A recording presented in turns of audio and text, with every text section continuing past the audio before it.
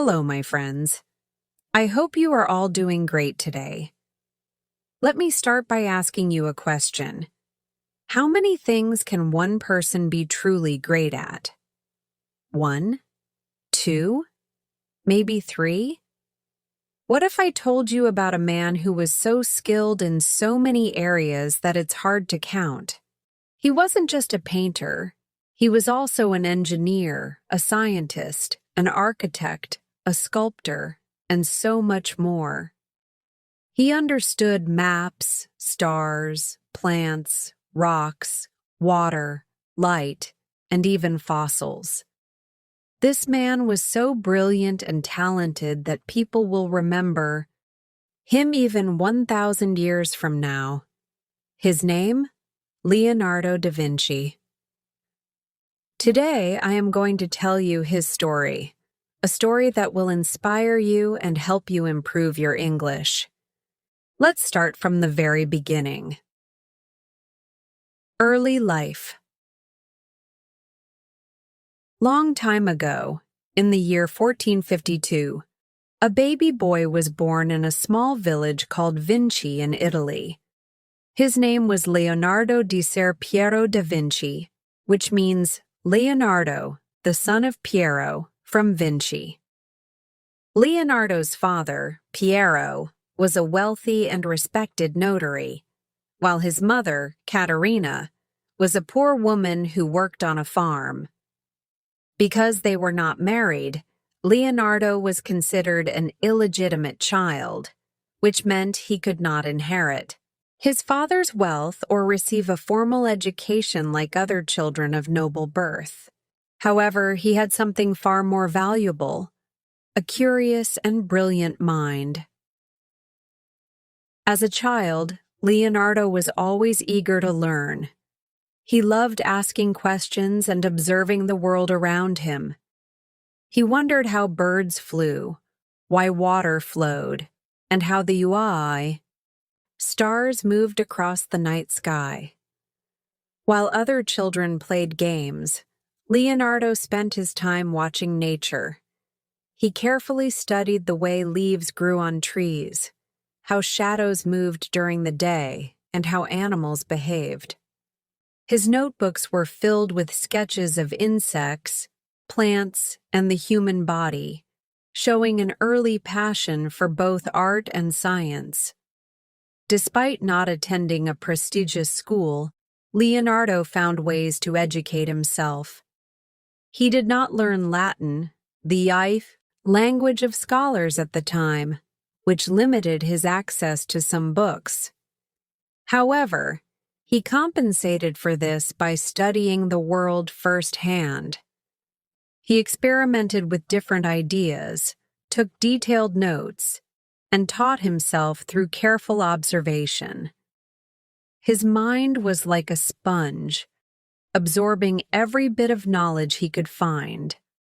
From a young age, Leonardo showed exceptional artistic talent. His drawings were so detailed and lifelike that people could hardly believe they were created by a child. His father, recognizing his son's gift, decided to send him to Florence, the center of art and culture in Italy. At the age of 14, Leonardo became an apprentice to Andrea del Verrocchio, a highly respected artist and sculptor. Under Verrocchio's guidance, Leonardo learned the techniques of painting, sculpting, and drawing. He also studied engineering, mechanics, and even anatomy, dissecting animals and human bodies to understand how they worked. Leonardo quickly became one of the most talented artists in Verrocchio's workshop. It is said that when Leonardo painted an angel in one of Verrocchio's works, his master was so amazed by the young artist's skill that he vowed never to paint again. But Leonardo's interests extended far beyond painting. He designed flying machines, sketched ideas for tanks and submarines, and studied the flow of water and the movement of the human body. His notebooks, filled with thousands of pages of drawings and ideas, showed that he was not just an artist, but also an engineer, scientist, and inventor ahead of his time. As he grew older, Leonardo worked for powerful patrons, including the Duke of Milan and King Francis I of France. He painted masterpieces such as The Last Supper and Mona Lisa, both of which remain some of the most famous artworks in history. But his true passion lay in discovery. He dreamed of building machines that could fly, developing advanced weapons, and solving the mysteries of the natural world. Leonardo da Vinci was a man of endless curiosity and boundless imagination. He saw the world not only as it was, but as it could be. Though he left many of his inventions unfinished, his ideas inspired generations of scientists, artists, and thinkers. Today, he is remembered as one of the greatest minds in history, a true Renaissance genius whose work continues to fascinate and inspire people around the world. The rise of a genius Leonardo was not the kind of student who simply followed orders. He had ideas of his own. He constantly experimented and tried to improve everything he learned.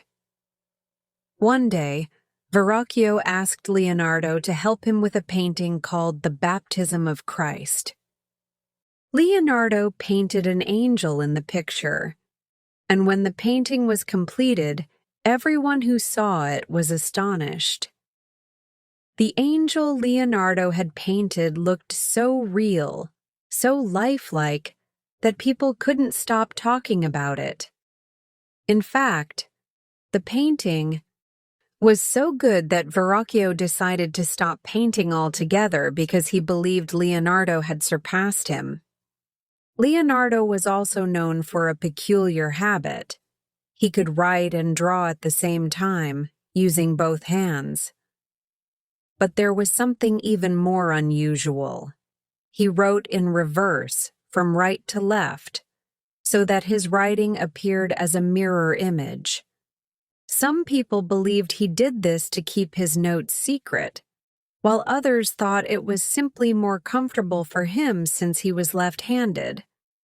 Leonardo did not just create beautiful artwork, he filled his sketches with details that most people did not even notice in real life. He loved drawing plants, birds, and even machines that he imagined. His mind was constantly working, always asking questions and searching for answers. The Renaissance man, by the time Leonardo was 21, he had already created his first known artwork, a sketch called Arno Valley Landscape. This was no ordinary drawing. It was a highly detailed depiction of the Arno River and the surrounding countryside. The sketch captured the mountains, trees, and flowing river with remarkable realism. This artwork showed that Leonardo was different. From other artists, he didn't just draw what he saw. He added depth, movement, and feeling. Even a simple river became a masterpiece in his hands.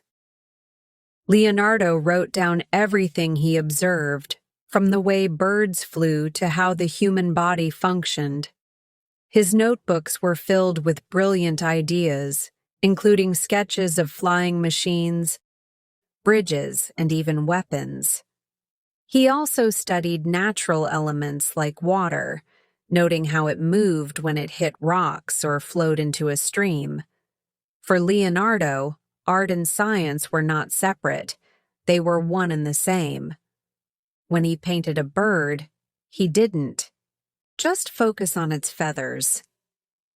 He studied how its wings moved and why birds could stay in the air. He even designed flying machines that looked like giant bird wings. One of his most famous quotes reads, "Once you have tasted flight, You will forever walk the earth with your eyes turned skyward. The Last Supper and the Mona Lisa. In 1482, Leonardo moved to Milan, where he worked for the Duke of Milan, Ludovico Sforza.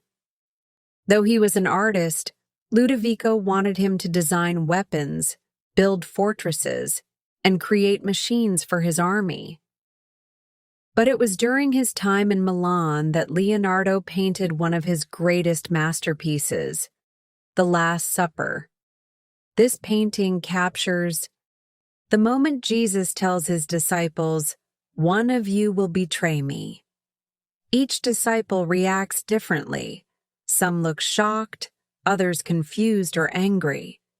Judas, the betrayer, is shown clutching a small bag of money. Later, in 1503, Leonardo began working on what would become the most famous painting in history, the Mona Lisa. The portrait of a woman with a mysterious smile has fascinated people for centuries. What is she thinking? Is she happy or sad? Leonardo spent years perfecting the painting, using a technique called sfumato, which made her features look soft and lifelike. He carried this painting with him everywhere, treating it as something deeply personal. The legacy of a genius, Leonardo da Vinci, continued to work, explore, and dream until the very end of his life. In 1516, he moved to France at the invitation of King Francis I, who held great admiration for his genius. The king provided Leonardo with a magnificent residence, the Château du Clos-Lucé, near the royal palace in Amboise. There, Leonardo spent his final years surrounded by beauty, working on new ideas and engaging in intellectual discussions with the king, who often sought his wisdom. Despite his aging body, Leonardo's mind remained as sharp and curious as ever. He continued sketching, writing, and designing inventions, always eager to understand more about the world. Even as his health declined, he refused to stop creating. On May 2, 1519, at the age of 67, Leonardo passed away peacefully in his residence. Some say that King Francis I was at his side, holding his hand as he took his final breath. The king honored him greatly, calling him the Father of all Arts, a title that reflected the depth of his contributions to humanity. Leonardo da Vinci was more than just an artist. He was a thinker, an inventor, and a visionary who was far ahead of his time. His notebooks, filled with thousands of pages of sketches, scientific studies, and groundbreaking ideas, continue to inspire scientists, engineers, and artists to this day. He designed machines that would not be built until centuries later, studied human anatomy with unmatched precision, and painted masterpieces that still leave people in awe. His curiosity knew no bounds, and he approached every subject with the same insatiable desire to learn. Leonardo's relentless pursuit of knowledge and his ability to see connections between art, science, and engineering make him one of the most remarkable figures in history. So, what can we learn from Leonardo? Always stay curious, never stop learning, and see the world with wonder. Let your imagination run free, ask questions, and explore the unknown. Who knows? Maybe you, too, can change the world in your own unique way.